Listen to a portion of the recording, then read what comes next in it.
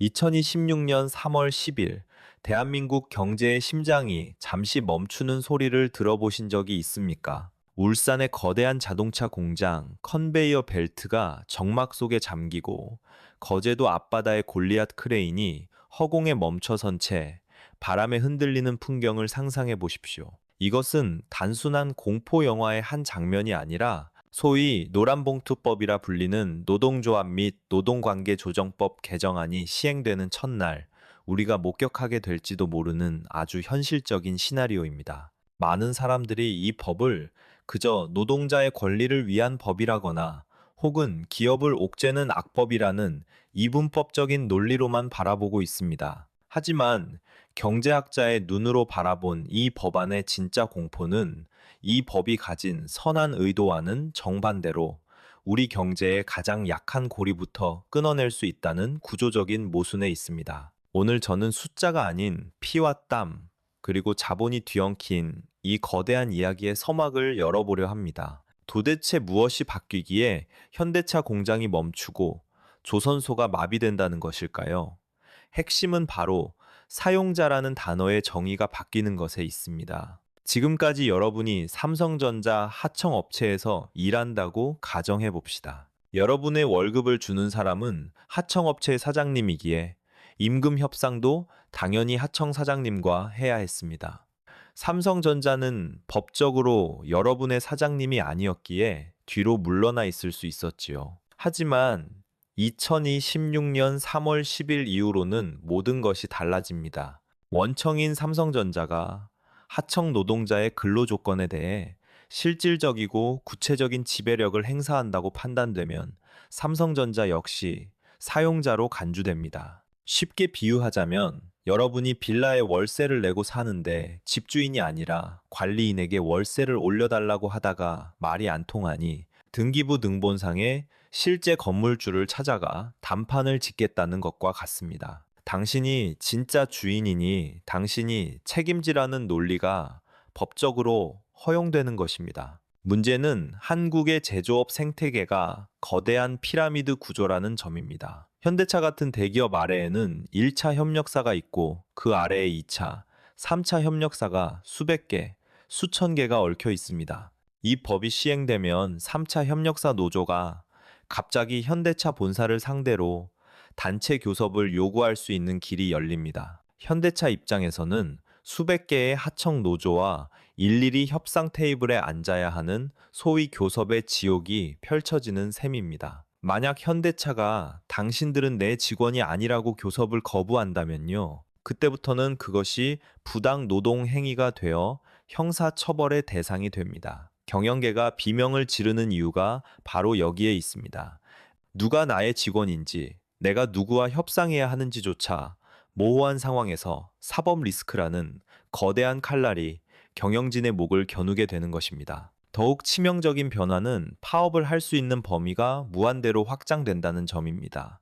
과거에는 임금이나 복지 같은 근로조건의 결정에 대해서만 파업이 가능했습니다. 하지만 이제는 정리해고나 공장 이전, 심지어 기업 간의 합병 같은 경영상의 판단에 대해서도 파업을 할 수 있게 됩니다. 기업이 경영 위기를 타개하기 위해 공장을 베트남으로 옮기려 해도 노조가 이에 반대하며 합법적으로 파업을 할 수 있다는 뜻입니다. 반도체 시장은 6개월만 투자가 늦어져도 수조 원의 손실을 보는 속도전의 전장입니다. 그런데 경영진의 결정을 막는 파업이 합법화된다면 한국 기업들은 글로벌 경쟁에서 손발이 묶인 채 링 위에 올라가는 것과 다름없습니다. 이것은 단순히 노사 갈등의 문제가 아니라 기업의 생존 본능을 거세하는 결과를 초래할 수 있습니다. 그리고 가장 논란이 뜨거운 대목은 바로 손해배상 청구의 제한입니다. 2022년 대우조선해양 파업 당시 회사는 노조집행부에게 무려 470억 원이라는 천문학적인 손해배상을 청구했습니다. 하지만 개정된 법에 따르면 이제 회사는 파업에 참여한 수천 명의 조합원 각각이 손해에 얼마나 기여했는지를 개별적으로 입증해야만 배상을 청구할 수 있습니다. 상상해 보십시오. 수천 명이 50일 넘게 파업을 했는데 김아무개 씨가 6월 15일 오후 3시에 밸브를 잠가서 정확히 325만 원의 손해를 입혔다는 것을 어떻게 증명할 수 있겠습니까? 이는 사실상 불법 파업에 대해 기업이 책임을 묻는 것을 불가능하게 만드는 조항입니다. 교통사고로 10중 추돌이 났는데 각 차량 운전자에게 정확히 몇 퍼센트의 충격을 주었는지 소수점 단위로 입증하지 못하면 수리비를 청구할 수 없다는 것과 같은 이야기입니다. 그렇다면 왜 이렇게 강력하고도 논쟁적인 법이 탄생하게 되었을까요?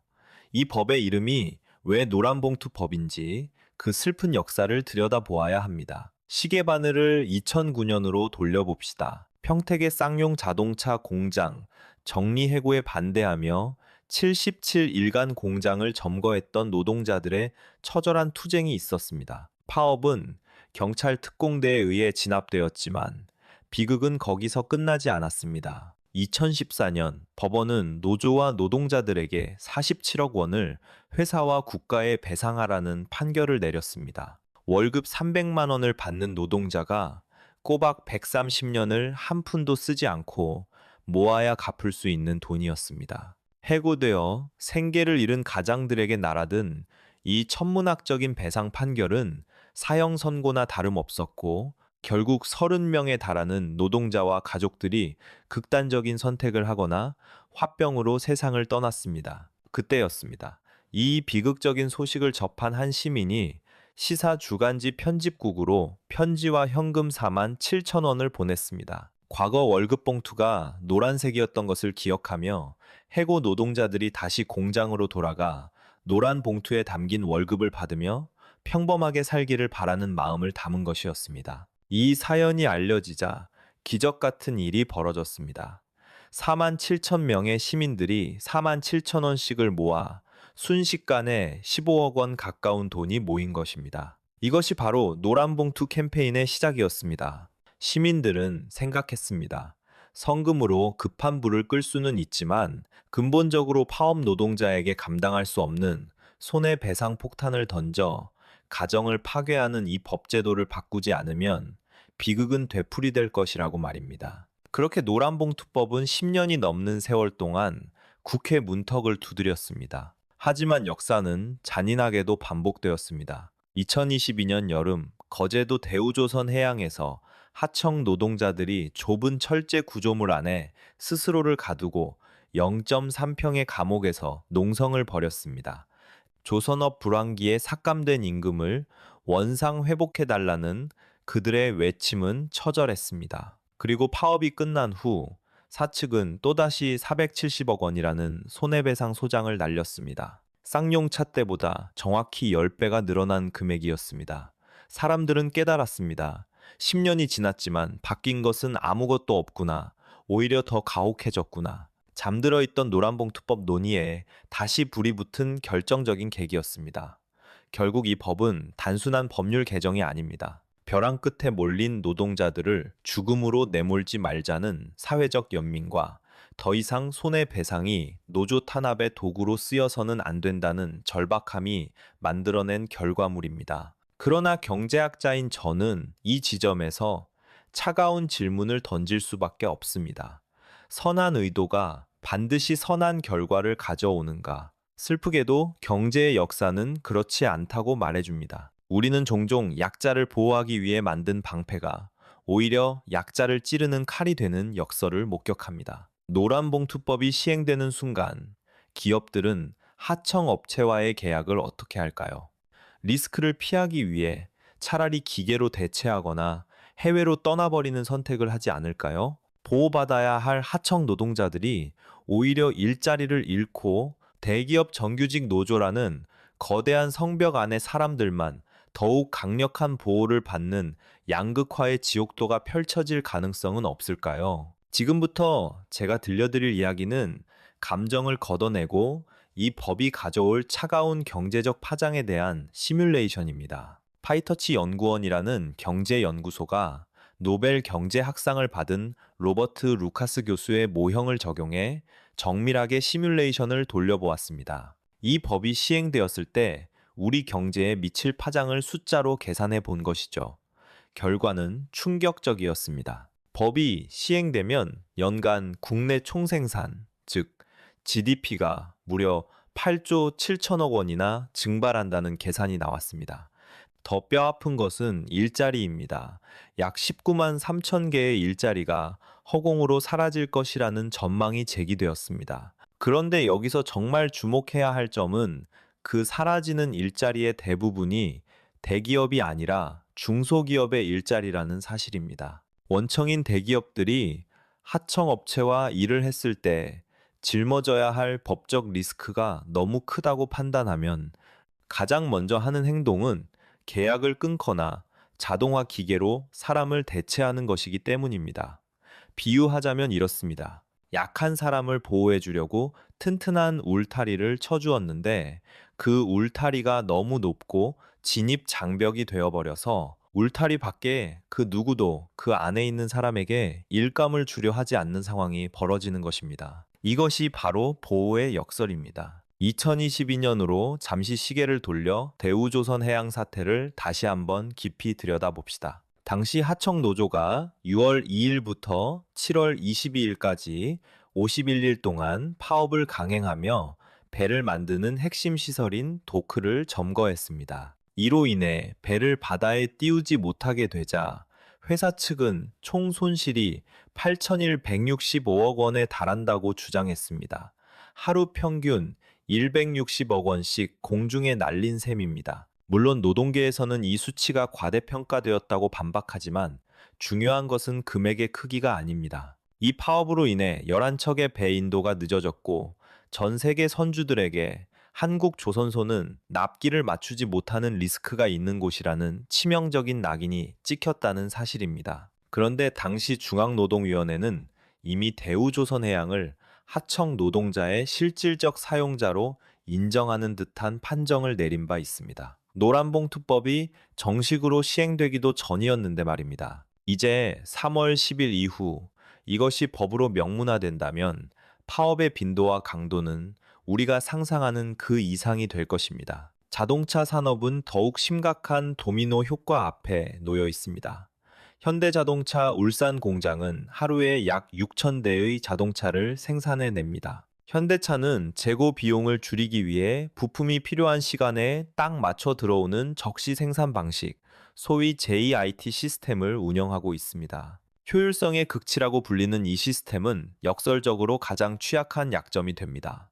수만 개의 부품 중 단 하나의 부품이라도 공급이 끊기면 전체 라인이 멈춰서기 때문입니다. 실제로 2025년 9월 모트라스라는 1차 부품 협력사가 파업을 했을 때 울산의 5개 공장 가동률이 순식간에 50%로 떨어졌다가 결국 전면 중단되는 사태를 겪었습니다. 3차 협력사, 4차 협력사 중 단 한 곳만이라도 원청인 현대차를 상대로 교섭을 요구하며 파업을 벌인다면 그 여파는 실핏줄을 타고 올라와 심장을 멈추게 할 것입니다. 심장이 멈추면 몸 전체가 괴사하듯 완성차 공장이 멈추면 그와 연관된 수천 개의 다른 부품 업체들도 연쇄적으로 쓰러지는 구조입니다. 기업들이 가장 두려워하는 것은 단순히 돈을 잃는 것이 아닙니다.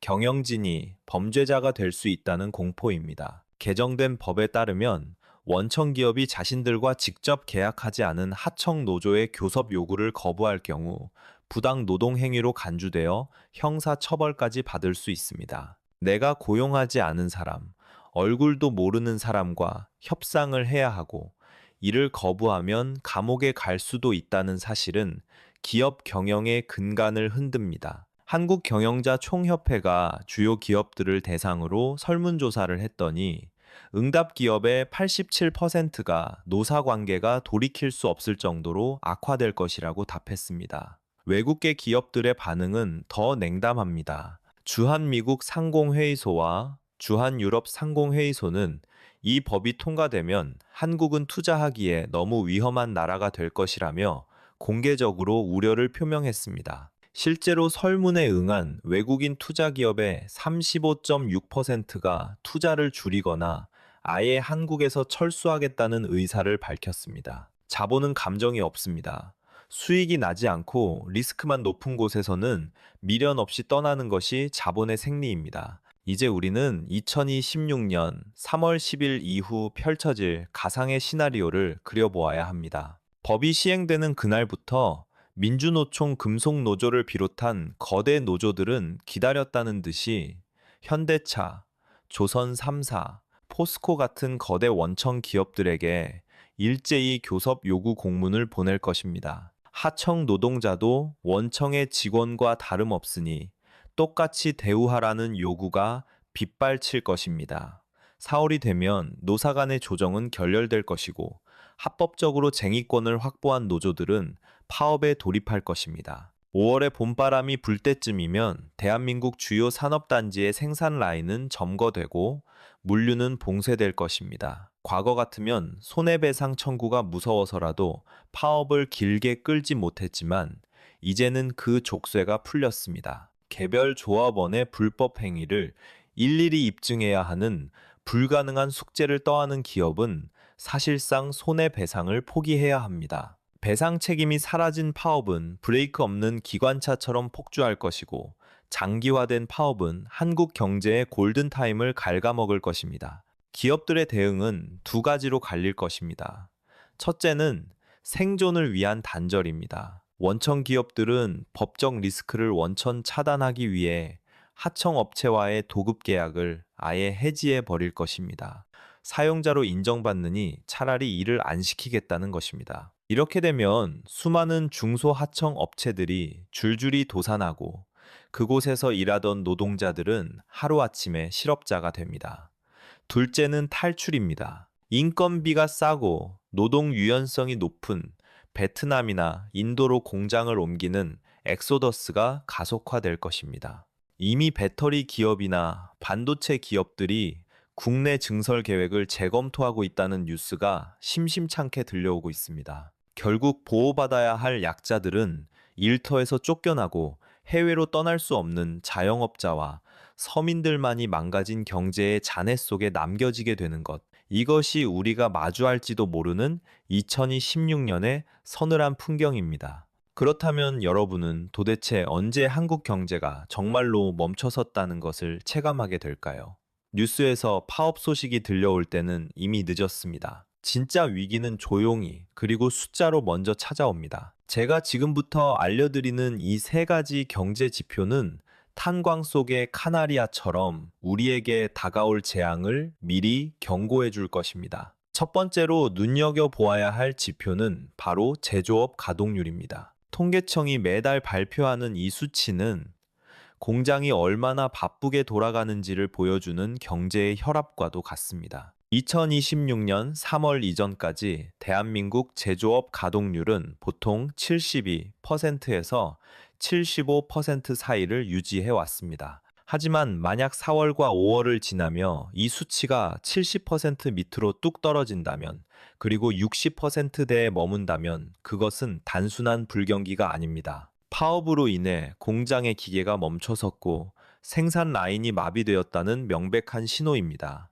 여러분이 제조업 관련 주식을 가지고 계시다면 이 숫자가 70 아래로 내려가는 순간이 바로 가장 위험한 경고등이 켜진 순간임을 직감하셔야 합니다. 두 번째 지표는 외국인 직접 투자, 즉 FDI 규모입니다. 산업통상자원부가 분기마다 발표하는 이 성적표는 해외 자본이 한국을 어떻게 평가하는지를 적나라하게 보여줍니다. 2025년 기준으로 외국인 투자는 약 240억 달러 수준을 기록했습니다. 그러나 2026년 2분기와 3분기에 접어들며 이 수치가 전년 대비 20% 이상 급감한다면 그것은 한국을 떠나는 자본의 행렬이 시작되었다는 뜻입니다. 글로벌 투자자들은 냉정합니다. 노사 리스크가 커지고 경영권이 위협받는 시장에는 단일 달러도 남겨두려 하지 않을 것입니다. 외국계 기업들이 한국 지사를 축소하거나 신규 투자를 보류한다는 뉴스가 나오기 전에 이 FDI 수치의 급락이 먼저 우리에게 작별을 고할 것입니다. 자본이 빠져나간 자리는 고스란히 환율 상승과 물가 불안으로 이어져 우리 식탁 물가를 위협하게 될 것입니다. 마지막으로 가장 가슴 아픈 지표, 중소기업 부도율을 확인하셔야 합니다. 중소기업 중앙회가 매월 집계하는 이 수치는 경제 생태계의 바닥이 무너지고 있음을 알리는 비명소리와 같습니다. 앞서 말씀드렸듯 원청 대기업이 리스크 회피를 위해 하청 계약을 끊어버리면 그 충격은 자금력이 약한 중소기업에게 가장 먼저 그리고 가장 치명적으로 다가옵니다. 부도율이 2달 연속으로 상승 곡선을 그린다면 그것은 단순히 몇몇 회사가 망하는 것이 아니라 하청 생태계 전체가 도미노처럼 쓰러지고 있다는 뜻입니다. 대기업이라는 거목은 잠시 흔들릴 뿐이지만 그 아래서 자라던 중소기업이라는 풀들은 뿌리째 뽑혀 나가는 것입니다. 이 세 가지 지표가 동시에 붉은빛을 띠기 시작한다면 그때는 정말로 각오를 하셔야 합니다. 우리가 알던 경제의 규칙이 더 이상 작동하지 않는 시대가 왔다는 것을 말입니다. 결국 이 모든 이야기의 끝에서 우리는 하나의 근본적인 질문과 마주하게 됩니다. 노란봉투법은 분명 벼랑 끝에 선 노동자를 보호하고 과거의 비극을 되풀이하지 말자는 선한 의도로 시작되었습니다. 그 따뜻한 마음을 부정할 사람은 아무도 없을 것입니다. 하지만 경제는 의도가 아니라 결과로 증명되는 냉혹한 현실의 세계입니다. 8조 7천억 원의 GDP 감소, 19만 3천 개의 일자리 소멸, 그리고 대기업과 중소기업 간에 더 깊어지는 양극화. 이것이 감정을 걷어낸 계산기가 우리에게 보여주는 차가운 미래의 청구서입니다. 약자를 위해 만든 법이 오히려 약자의 일자리를 뺏고 함께 살자고 만든 법이 모두를 공멸의 또스로 끌고 들어간다면 우리는 훗날 이 시기를 어떻게 기억하게 될까요? 2026년 3월 10일 노란 봉투가 우리 경제의 희망의 편지가 될지 아니면 부고장이 될지는 이제 역사의 심판대에 올랐습니다. 다가올 폭풍 속에서 여러분의 자산을 지키고 흔들리는 대한민국 경제를 냉철하게 바라보기 위해 오늘 제가 드린 이야기들이 작은 나침반이 되었기를 바랍니다.